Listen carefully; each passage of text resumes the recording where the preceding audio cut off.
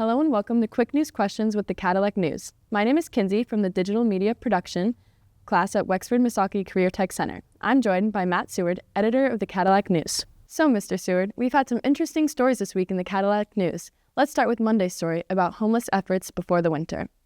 Are there any future plans to help the homeless in the winter and beyond winter?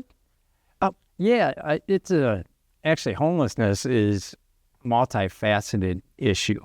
And there have been organizations, governmental, as well as some nonprofits like Salvation Army, that have been working for years to address homelessness in the area. And it's ongoing. And there's a lot of different reasons for homelessness. And one person may be homeless for one reason and another person may be homeless for another reason, which makes it hard to address. So it is ongoing, and they do have, they'll continue different programs and plans after the winter, as well as during the winter. Will it be in the same place after winter, or do you think they'll change organizations? It kind of is, like I said, multifaceted. So sometimes, they may address it through, like, the Salvation Army. It may be one of the homeless shelters. It may be, going out to where the homeless spend the night and addressing it there. So it won't be just one place. It's kind of spread out. So for Tuesday, we talked about the hurricanes that are happening. So why do you think we as teenagers should be interested in this specific topic?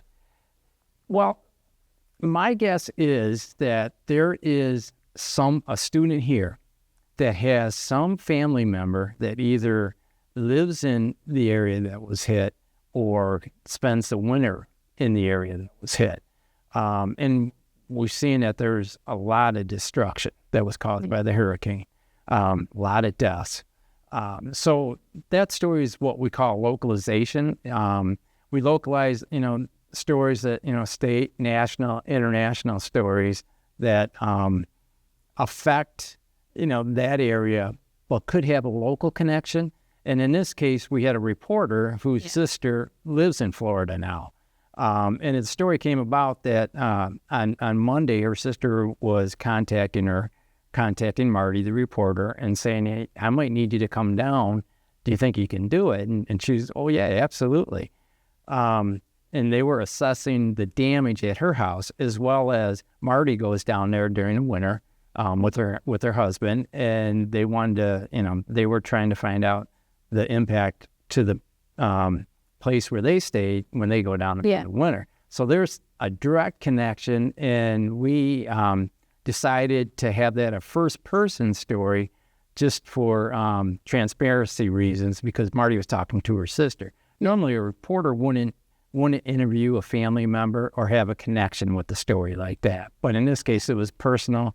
And it also showed it was a way for us to localize, the impact of that storm and how it could affect people here. Now, we have done stories where we localized the Russia-Ukraine war. Yeah. We've had a person that it was originally from our coverage area that was in Ukraine when the war broke out. We've also, and this is a personal one that I've done, and you guys probably don't remember the Titanic movie when it first came out. Mm-hmm. But there was a person from Cadillac that was involved with the making of the film. And in fact, he probably had more face time than the actors, because they computer generated his image on all the big boat scenes where you have all the people and stuff like that. So it was pretty cool story, and it was a way to localize. At that, when it first came out, that was a pretty big movie. It was a blockbuster movie. So. Yeah. So Wednesday we talked about the post office basement. That was interesting. So what made this story possible? Like, how were you able to be on that tour? Yeah. So last week we talked about beats, and this was really kind of generated from a beat. Chris Lamphere is the reporter. He covered the city council, and he also does history stories. That's one of his beats. And one of the council members just happened to wanted to go down into the basement at the post office. They were looking for something. I can't remember exactly what it was. And he invited Chris along, the reporter, as well as Richard Schultz from the Wexford Historical Society. And so Chris got down there. He said he didn't really know what to expect. And it turned out to be, there's some pretty cool things, and it turned out to be a pretty cool story. Yeah, so we had talked about the bathrooms not having stall doors, but I actually read some more of the article, and they had some really cool stuff down there. They had like a coal burner that used to be there. Yes. Yeah, and the blueprints. Yeah. I think the article touches a lot more on that. Yeah. The blueprints, finding the blueprints are awesome because it kind of really shows you what that building originally looked like and so on. Yeah, it was fun. Yeah. So Thursday we talked about the farmers and harvest season. So we know that farming is important, but why is it important for teenagers in particular? Well, you eat, right? Yeah.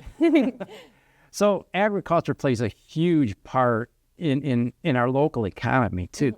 I'm going to hazard a guess that there's a student here whose family owns a farm.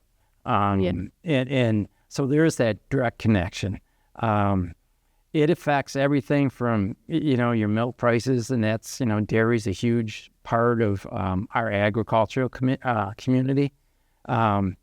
So it affects, the milk you drink, the cheese you eat, and that type of stuff. So there's a direct connection there. Yeah, I didn't even think about that stuff. I was just thinking about why should we care if plants are growing, but I didn't even think about the whole economy thing goes with it. Yeah, well, the other thing is, we talked about, or the story talks about hay. Yeah. It's like, well, hay's not hay. Mm-hmm. But hay's a very important crop to dairy farmers. And there's been years where they've had to go outside the area and buy hay. And I think this year they've had such a good hay crop that they may actually be able to sell their hay to other areas. Or even in some, a few years ago, there were farmers that donated hay to an area that got hit by some sort of weather problem, much like we saw with the hurricane.